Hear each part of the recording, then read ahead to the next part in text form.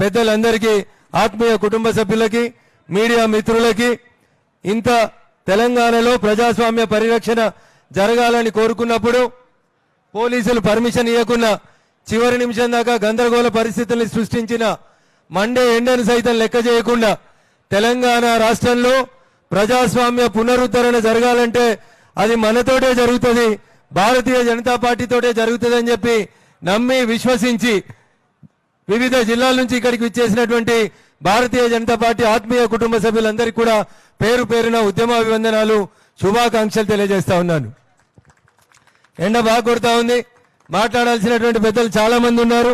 చాలా మంది కార్పొరేటర్లు, వివిధ ప్రాంతాల నుంచి వచ్చినటువంటి అనేక మంది మేధావులకి మాట్లాడేటువంటి అవకాశం ఈ వేదిక ఇవ్వలేకపోయినప్పటికీ కూడా రేపటి నుంచి మీ గ్రామాలలో, మీ చౌరస్తాలలో ఈ పంచాయతీని తీసుకుపోవాల్సినటువంటి నాయకులు, కార్యకర్తలు మీరే. కాబట్టి దయచేసి ఈ కార్యక్రమం ముగిసేంత వరదాకా మీరందరూ సంయమనంతో ఉండి వేదిక మీద అవకాశం రాకున్నా రేపు మీ పంచాయతీలలో, మీ చౌరస్తాలలో భారతీయ జనతా పార్టీ గలాన్ని, చంద్రశేఖరరావు గారు చేసినటువంటి తప్పుల్ని ప్రతి చోటికి తీసుకెళ్లాల్సిందిగా మీకు అందరికీ కూడా సవినయంగా విజ్ఞప్తి చేస్తా ఉన్నాం.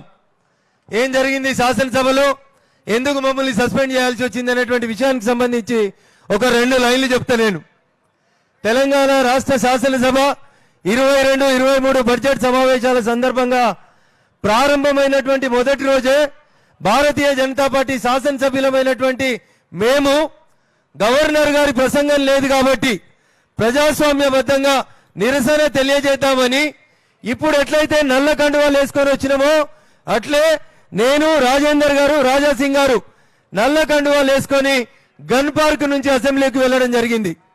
అసెంబ్లీ ప్రారంభం అయ్యే కంటే ముందు శాసనసభ స్పీకర్ గారు వచ్చి కుర్చీలో కూర్చోగానే మేము, మాతో పాటు కాంగ్రెస్ శాసనసభ్యులు కూడా లేచి మేము అడిగింది ఒకటే ఒక మాట, గవర్నర్ ప్రసంగం లేకుండా బడ్జెట్ ప్రసంగాన్ని ప్రారంభిస్తా ఉన్నారు, ఒక పాయింట్ ఆఫ్ ఆర్డర్ గా మాకు ఒక 2 నిమిషాలు మాట్లాడేందుకు అవకాశం ఇవ్వమని చెప్పి భారతీయ జనతా పార్టీ పక్షం నుంచి మన ఫ్లోర్ లీడర్ రాజాసింగ్ గారు, కాంగ్రెస్ నాయకులు కూడా మాట్లాడడం ప్రారంభించారు.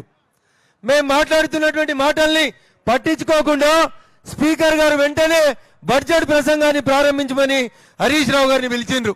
మేము అప్పుడు నిరసన తెలియజేస్తూ నేను, రాజేందర్ గారు మేమున్నటువంటి మా స్థానంలో నల్ల కండువాలు వేసుకొని నిల్చోవడం జరిగింది. కాంగ్రెస్ సభ్యులు బట్టి విక్రమార్క గారి చైర్ దగ్గరకు వచ్చి నినాదాలు ఇస్తూ గందరగోళమైనటువంటి వాతావరణాన్ని సృష్టించారు. కానీ కాంగ్రెస్, టిఆర్ఎస్ 2 డే 1 నుంచి మొదలుకుంటే చివరి రోజు వరకు బట్టిని కేసీఆర్ గారు పొగిడినరు, కేసీఆర్ గారిని బట్టి పొగిడినరు. నేను ఇది ఎందుకు చెప్తాను అంటే భవిష్యత్తులో వచ్చే ఎన్నికల్లో కాంగ్రెస్, టిఆర్ఎస్ రెండింటి మాట కూడా ఒకటే ఉంటది. నిన్న లోకసభలో మాట్లాడితే కూడా ఆ పార్టీ అధ్యక్షుడు ఇక్కడ టిఆర్ఎస్ ఏం మాట్లాడుతూ ఉందో ఢిల్లీలో పార్లమెంట్ లో రేవంత్ రెడ్డి కూడా అదే మాట్లాడుతూ ఉన్నాడు. బట్టి మాట్లాడింది కేసీఆర్ మాట్లాడతాడు, కేసీఆర్ ఇక్కడ మాట్లాడింది రేవంత్ రెడ్డి ఢిల్లీలో మాట్లాడతాడు. అంటే కాంగ్రెస్, టిఆర్ఎస్ 2 కొల్లుడై ఒక నాణ్యానికి బొమ్మ ఒకటైతే బొరుసు కాంగ్రెస్ లాగా ఇద్దరు ఒకటై, ఇద్దరు కొల్లుడై భారతీయ జనతా పార్టీ గొంతు నొక్కిరు. ఏమైతుంది ముగ్గురుంటే 3 నిమిషాలు మేము మాట్లాడితే ఏం నష్టం జరుగుతుంది అనేది ఈ వేదిక నుంచి నేను ముఖ్యమంత్రి గారిని అడుగుతా ఉన్నా. ఏం జరుగుతుంది? ఆయన అబద్ధాలు ఆడితే మేము లేచి నిరసన చెప్తాం. ముఖ్యమంత్రి గారు ఒక మాట చెప్పిండ్రు, ఈడున్న మీరందరూ ఆలోచించాలి. ఉక్రెయిన్ కేనట మెడిసిన్ చదువుతున్న పిల్లల్ని వాపసు తీసుకొచ్చేందుకు చంద్రశేఖరరావు గారు వారం రోజులు ఫామ్ హౌస్ లో నిద్ర లేకుండా ఆలోచించి ఉక్రెయిన్ కు కేటీఆర్ ను పంపిస్తే కేటీఆర్ హరీష్ రావు ఇచ్చిన పైసలు ఉక్రెయిన్ లో కట్టి మెడిసిన్ చదువుతున్న పిల్లల్ని తెచ్చినామని చెప్పి కేసీఆర్ గారు నిండు శాసనసభలో అబద్ధం ఆడిండు. ఈ మాట చెప్పినప్పుడు నేను, రాజాసింగ్, రాజేందర్ గారు సభలో ఉంటే లేచి ఇది అబద్ధమని ప్రపంచానికి వినబడేలా చెప్తాం. కాబట్టి ఇవన్నీ ఏం పోవద్దు, బుల్లో చేయాలి. ఈయన తానా అంటే వాళ్ళ మిత్రపక్షం తందానా అంటది. ఆయన్నే చెప్పిండు, మేము కాంగ్రెస్ ఇద్దరం కూడా కేంద్ర ప్రభుత్వ విధానాల మీద పోరాడాలనుకుంటున్నాము అని చెప్పారు. ఏం పోరాడతారు? ఇద్దరు కలిసి అబద్ధాలు ఆడి పోరాడతారు. బట్టి బాగా మాట్లాడుతున్నాడు కాబట్టి బట్టిని పార్లమెంటుకు పంపిస్తాడట కేసీఆర్. దీన్ని బట్టి ఏం సంకేతం పోతుందో ఒక్కసారి దయచేసి ఆలోచించాలి. 6 ఉంటే కాంగ్రెస్ కు భయం లేదు, 3 ఉంటే బీజేపీ గురించి టీఆర్ఎస్ పార్టీ ముఖ్యమంత్రి గారు భయపడుతుండ్రు. ఎందుకంటే 18 మంది గెలిస్తే 12 మందిని కొనుక్కుంటే కూడా కాంగ్రెస్ ఏం చేయలేదు. కానీ భారతీయ జనతా పార్టీ నాయకుల్ని, కార్యకర్తల్ని ఏ ఒక్కరిని కూడా కొనడం చేత కాదు కాబట్టి ఇంత భయపట్టి మమ్మల్ని శాసనసభలో మాట్లాడకుండా చేసిండు. శాసనసభ తప్పు చేసింది, శాసనసభ స్పీకర్ తప్పు చేసిండని స్పీకర్లకి అతీతంగా వ్యవహరించాల్సినటువంటి న్యాయమూర్తులు చెప్పిండ్రు. ఏమని? మీరు ఒక మంచి మనసుతోటి ప్రజాస్వామ్య విలువలని పరిరక్షించేందుకు బాగా ఆలోచించి ఒక మంచి నిర్ణయం తీసుకోమన్నారు. 3 కమ్మల కాగితం తీసుకొని నేను, రాజాసింగ్ గారు, రాజేందర్ అన్న ముగ్గురం కలిసి అసెంబ్లీకి పోయినాం. చివరి రోజు కనీసం అవకాశం దొరికితే కేసీఆర్ గారు మాట్లాడిన తప్పుల్ని ఎండగడదామని పోయినాం. 9 గంటలకు పోయినాం. 9:48 నిమిషాలకి స్పీకర్ గారు పిలిచిర్రు. 3 పేజీల కాగితాలు ఇచ్చిన మేము హైకోర్టు. మొదటి పేజీకి వెళ్ళి వెనక పేజీ దాకా 3 సార్లు దింపిండు స్పీకర్ సార్. ముందే మ్యాచ్ ఫిక్స్ చేసుకొని వచ్చిర్రు. ఏం మాట్లాడాలో అర్థమైతలేదు. 2 సార్లు నీళ్లు తాగిండు. 2 అడ్వకేట్లను పిలుచుకున్నాడు, 2 సెక్రటరీని పిలుచుకున్నాడు, 4 మార్షల్స్ ని పిలుచుకున్నాడు. ఈ ఆర్డరు ఎప్పుడు వచ్చింది అని అడిగిండు. ఆఖరికి గిట్లే గొంతు మెల్లబడ్డది. సార్ నిన్న సాయంత్రం 7:30కి రాష్ట్ర సర్వోన్నత న్యాయస్థానం ఈ ఆర్డర్ ఇచ్చింది సార్ అన్న. అట్లా అని ఇట్లు ఊపిండు. తర్వాత ఏమైనా చెప్పేది ఉందా మీరు అని అడిగిండు. చెప్తాం సార్ అని చెప్పిన. నేను మొదలు పెట్టిన. ఏం చెప్పినా అంటే, సార్ నువ్వు మెడలు అప్పుడప్పుడు ఆకుపచ్చ కండువా వేసుకుంటావు, అప్పుడప్పుడు ఎర్ర కండువా వేసుకుంటావు. గట్లే రాజేందర్ గారు నేను మెడలో నల్ల కండువా వేసుకొని వచ్చినాం సార్. శాసనసభలో మేము ఎక్కడ గందరగోళం చేయలే, ఎక్కడ మాట్లాడలే. మీ ఆర్థిక మంత్రి లెక్క బల్ల లెక్కలే, ఇంకోల లెక్క పోయి గవర్నర్ కుర్చీ అన్నలే. మేము మా జాగల మేము లేచి నిల్చొని నిరసన తెలియజేసినాం సార్. నల్ల కండువా వేసుకోవడం తప్పని భారత రాజ్యాంగంలో ఎక్కడ లేదు సార్. మమ్మల్ని ఎందుకు బయటికి పంపించినావు జరంతా చెప్పు సార్ అని అడిగినాం. సమాధానం లేదు స్పీకర్ దగ్గర. మళ్ళొకసారి ఆర్డర్ చదివిండు. కోర్టు ఉత్తర్వుల్ని బాగా పరిశీలించినా ఇంకేమైనా చెప్తారా అని అడిగిండు. అప్పుడు రాజాసింగ్ గారు పెద్ద మనసు చేసుకున్న మాట చెప్పిండు. సార్ నేనైతే 4 అడుగులు ముంగటికేసుకొని పోడియం దగ్గరికి వచ్చిన. ఒకవేళ అది తప్పైతే నన్ను ఒక్కరిని బయటికి పంపించాయి, మా రాజేందర్ గారిని, రఘునందన్ రావుని లోపలికి పంపి సార్ శిక్ష ఏమన్నా అయితే నాకు ఒక్కరికి అయ్యమని రాజాసింగ్ గారు ఒప్పుకున్నారు. అన్ని రాసుకున్నట్టే చేసిండు. మళ్ళొకసారి చదివిండు. చూస్తా ఉన్నాడు. నేను అనుకున్నా పెద్ద మనిషికి ఏమైనా కళ్ళు కనబడతలేమో. 3 పేజీల్ని వెనుక ముందు కిందికి మీదికి చదువుతున్నాడు. బహుశా మంచి నిర్ణయం ఏమన్నా వస్తుందేమో అనుకున్నా. లాస్ట్కి ఏం చెప్పిండంటే, గొంతు తడారిపోతుంది, సమయం 1 నిమిషం తక్కువ 10 అవుతుంది ఇట్లా అన్నాడు. పక్కన ఉన్నాయన్నాడు. నాకేందో అర్థం కాలేదు. దాని అర్థం ఏంటంటే బెల్లు కొట్టమన్నాడు. ఆడ బెల్లు కొట్టుడు మొదలు పెడితే స్పీకర్ సభలోకి పోవాలని అర్థం. బెల్లు మొదలు కాగానే మెల్లగా చెప్పిండు సారు. ఏమని? మీ అభ్యర్థనను తిరస్కరిస్తున్నా అన్నాడు. ఎందుకు సార్, ఎందుకు తిరస్కరిస్తున్నావు? రాజేందర్ గారు మాట్లాడుతూ అప్పుడు ఒక మాట చెప్పిండ్రు. మేము తెచ్చుకున్నటువంటి నిర్ణయం, హైకోర్టు ఇచ్చినటువంటి నిర్ణయంలో పార్టీలను పక్కన పెట్టి రాజ్యాంగ విలువలని కాపాడుమని 2 జడ్జీలు చెప్పిండ్రు. ఒకవేళ నీకు ఇది అర్థం కాకపోతే శాసనసభలో పెట్టు. ఎందుకు శాసనసభలో పెట్టమని అన్నామంటే, మీరు ఒక మాట అన్నారు స్పీకర్ గారు, అసెంబ్లీ మొత్తం కలిసి మీ ముగ్గురిని బయట అయ్యమని చెప్పింది అని స్పీకర్ గారు ఒక మాట అన్నారు. అదే అసెంబ్లీలో ఈ జడ్జిమెంట్ కాపీ పెట్టు. ఆడున్నటువంటి మీ 3 దోస్తులను అడుగు. ఒకవేళ ఇదే నిర్ణయం కరెక్ట్ అని శాసనసభ చెప్తే మేము మౌనంగా లేచిపోతామని చెప్పినాం. ఆడ బెల్ కంటిన్యూగా మోగుతూనే ఉంది. స్పీకర్ గారు లేచి అడిదిక్కు ముఖం పెట్టి ఇడిదిక్కు నమస్కారం పెట్టి ఆయన అటు వెళ్ళిపోతూనే ఉన్నాడు. అంటే ఏమర్థమైంది మాకు అక్కడ అంటే, ఆడ వెనకాలకెళ్ళి వచ్చిన డైరెక్షన్ ఉంది. 4 రోజుల తర్వాత యశోద దవాఖానా పరీక్షల తర్వాత ముఖ్యమంత్రి గారు ఆ రోజు సభకు వస్తుర్రని పేపర్లలో లీకేజీలు వచ్చినాయి. ముఖ్యమంత్రి వచ్చినప్పుడు ఒకవేళ ముఖ్యమంత్రి గారి నిర్ణయానికి వ్యతిరేకంగా ఏమైనా నిర్ణయం తీసుకుంటే ఆ కుర్చీలో ఆయన కూర్చుంటాడా కూర్చోడో స్వామి గౌడ్ గారికి బాగా తెలుసు. ఆయన సిట్ అంటే సిట్టు, స్టాండ్ అంటే స్టాండ్. పోయిన శాసనసభలో కూడా స్వామి గౌడ్ గారు సాక్షి ఉండగా ఒక ఆయన మైక్ ఇసిరేసిండని అది దెబ్బ తాకిందని మొత్తం సెషనే బయటికి పంపించినటువంటి గొప్ప చరిత్ర తెలంగాణ రాష్ట్ర శాసనసభ చరిత్ర.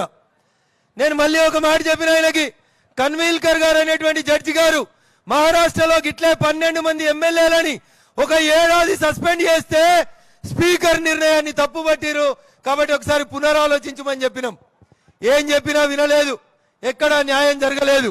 కాబట్టి ప్రజాస్వామ్యంలో అంతిమంగా న్యాయ నిర్ణేతలు ఎవరంటే ప్రజలే న్యాయ నిర్ణేతలు. కాబట్టి మా కోటేసింది మీరే, కాబట్టి మమ్మల్ని గెలిపించి అసెంబ్లీకి పంపించింది మీరే. కాబట్టి కేసీఆర్ గారిని పునరాలోచించుకోమని చెప్పినాం. రాజ్యాంగ పరిరక్షణ అనేటువంటి అక్షరాలను ఎందుకు వాడినామంటే ఈ రాష్ట్రంలో అంబేద్కర్ గారి రాజ్యాంగం అమలైతలేదు, అమలైతుంది కల్వకుంట్ల రాజ్యాంగం. కల్వకుంట్ల రాజ్యాంగానికి ఇంకా భారత రాజ్యాంగం, భారత ప్రభుత్వం ఆమోదం చెందలేదు. కాబట్టి ఈ దేశంలో కల్వకుంట్ల రాజ్యాంగం అమలు జరగడానికి వీల్లేదు. అందుకని మనం అందరం కూడా ఒకటి ఆలోచించుకోవాలి, కల్వకుంట్ల రాజ్యాంగం ఈ రాష్ట్రంలో నడవద్దు. అంబేద్కర్ గారి రాజ్యాంగం నడవాలి అంటే ఖచ్చితంగా మనం అందరం కూడా సంఘటితమై ప్రజల దగ్గరికి పోవాలి, ప్రజలకు చెప్పాలి, ప్రజా తీర్పు కోరాలి. ఏ ప్రజలైతే నాకు ఓటేసిరు 103 సీట్లు ఇచ్చిండ్రని కేసీఆర్ విర్రవీగుతున్నాడో అదే ప్రజాబలంతో మళ్ళీ మనం సభలోకి రావాలి. నేను మొన్న మీడియా సమావేశంలో ఒక మాట చెప్పిన, మనం కూడా అవన్నీ ప్రతి చౌరస్తాలు చెప్పాలి. వాజ్పేయి గారు 1997లో భారత ప్రధానిగా రిజైన్ చేస్తూ ఒక్క ఓటుతోటి ఓడిపోయి ఇంటికి పోయేటప్పుడు ఒక మాట చెప్పిండ్రు, ఏ మంద బలం ఉందని పార్లమెంటులో మీరు వికట అట్టాసం చేస్తుర్రో అదే పార్లమెంట్ సాక్షిగా నేను ఒక మాట చెప్తా అని వాజ్పేయి గారు చెప్పారు. ఇవాళ నీ దగ్గర మంద బలం ఉండొచ్చు, కౌరవులు ఉన్నట్టు మీరు 100 మంది ఉండొచ్చు, ఇవాళ పాండవులల్లా ముగ్గురే మిగిలినట్టు మేము ముగ్గురమే మిగిలొచ్చు. కానీ ఒక రోజు వస్తుంది ఈ ముగ్గురు 63 మంది ఇదే శాసనసభలకు వస్తారు. ఆ రోజు నీ స్థానం కాడు ఉంటది. అదే ప్రజలు, ఏ ప్రజలైతే నేను శాసనసభకి ముఖ్యమంత్రిగా పంపించిరో అదే ప్రజలతోటి హుజూరాబాద్ ఎట్లయితే తిరుగుబాటు చేపించినామో నీ మీద కూడా అట్లే తిరుగుబాటు చేపిస్తాం. నీ గజ్వేల్కే వచ్చి నీ గజ్వేల్ నుంచే నీ చరిత్ర తిరిగి రాస్తామని చెప్తాం. దుబ్బాకలో నేను పోటీ చేసినప్పుడు కూడా గట్లే అనుకున్నారు, దుబ్బాకలో ఎవరైనా గెలుస్తారా, ఇది మా ఊరు, మా ఊరికి వచ్చి ఎవరన్నా పోటీ చేస్తే ఏమన్నా వస్తుందా, ఫలితం ఏమన్నా ఉంటుందా, తెలంగాణ ఉద్యమానికి ఇది అడ్డా గడ్డ, చాలా మంది ఉన్నారు, ఈడ పొట్టోళ్ళు ఉన్నారు, పొడుగోళ్ళు ఉన్నారు అని పెద్ద పెద్ద మాటలు మాట్లాడిరు. మా దుబ్బాకోళ్ళు బండకేసి కొడితే ఏం చేయాలనో అర్థం కాకుండా గిరగిర తిరిగి కింద పడ్డారు. అప్పుడైనా కొంచెం జ్ఞానోదయం అవుతుందని అనుకున్నా నేను. ఎందుకంటే ప్రజాస్వామ్యంలో నీ సొంత ఊర్లో నీ ప్రజలు నిన్ను తిరస్కరించారు. నువ్వు చదువుకున్న దుబ్బాక గడ్డ నిన్ను వద్దని ఎల్లగొట్టింది. అప్పుడన్నా ముఖ్యమంత్రి గారికి జ్ఞానోదయం అవుతుంది అనుకున్నాం, కాలేదు. హుజూరాబాద్కి వచ్చిన తర్వాత చాలా ప్రయత్నాలు చేసిరు, చాలా ప్రయోగాలు చేసిరు. మీ ఖాతాలలో 10 లక్షలు వడ్డాయి చూడురని మెసేజ్లు కూడా పెట్టిరు. కానీ ప్రజలు గొప్పలు, ప్రజాస్వామ్యం గొప్పది. నీ 10 లక్షలు బ్యాంకుల్లో ఉండని సార్, మేము మాత్రం ఈటల రాజేందర్ ఓటేసి నీ అహంకారాన్ని దించుతామని ప్రజలు ఓటేసి పంపించారు. చంద్రశేఖరరావు గారికి ఇంకా జ్ఞానోదయం అయినట్టు కనబడతలేదు.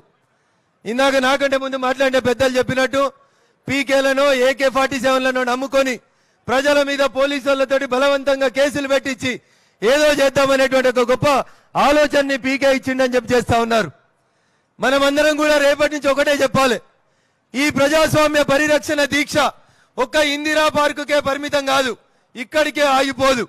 అవకాశం ఉంటే వీలుంటే ఎండలు ఎంత ఉన్నప్పటికీ కూడా మీ అందరి సంకల్ప బలాన్ని ముందుకు తీసుకొని మేము ముగ్గురం శాసనసభ్యులం రాష్ట్ర పార్టీ అనుమతి తీసుకున్న తర్వాత ప్రతి జిల్లా కేంద్రంలో కూడా ఇంతే గొప్పగా ప్రజాస్వామ్య పరిరక్షణ దీక్షల్ని చేపట్టాల్సినటువంటి అవసరం ఉంది.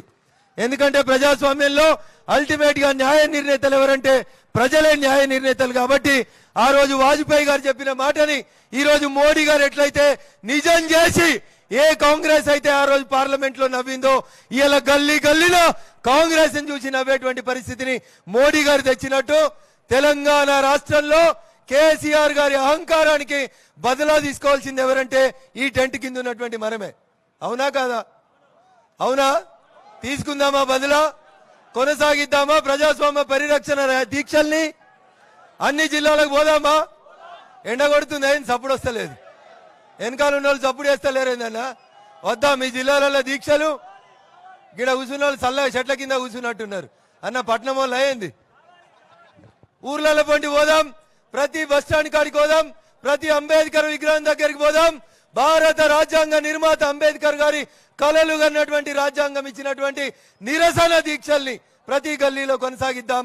కేసీఆర్ గారి అహంకారాన్ని దించుదామని చెప్పి ఈ సందర్భంగా తెలియజేస్తూ, కాంగ్రెస్ కోటేస్తే కూడా టీఆర్ఎస్ కోటేసినట్టే అని చెప్పి మనమందరం కూడా ప్రతి ఊర్లో ప్రచారం చేయాలని చెప్పి మీకు అందరికి తెలియజేస్తూ, ఎక్కడ కార్యకర్తల మీద కేసులైనా, ఎక్కడ కొట్లాటైనా భారతీయ జనతా పార్టీ శాసనసభ పక్షం మొత్తం కూడా మీ వెనకాలుంటదనేటువంటి విశ్వాసంతో ముందుకు నడవాలని కోరుకుంటూ నాకు ఈ అవకాశం ఇచ్చినటువంటి వేదికకు కృతజ్ఞతాభివందనాలు తెలియజేస్తూ సెలవు తీసుకుంటా ఉన్నాను. హాయ్ ఫ్రెండ్స్, మా టుడే టుమారో యూట్యూబ్ ఛానల్ చూస్తున్నందుకు చాలా థ్యాంక్స్. మరిన్ని లేటెస్ట్ వీడియోస్ కోసం వెంటనే సబ్స్క్రైబ్ చేయండి. అలాగే ఈ బెల్ ని కూడా రింగ్ చేసేయండి. మా నోటిఫికేషన్స్ అన్ని మీ మొబైల్లో వస్తాయి. అలాగే మా వీడియోస్ మీకు నచ్చితే లైక్ చేయండి, షేర్ చేయండి, నచ్చకపోతే కామెంట్ చేయండి.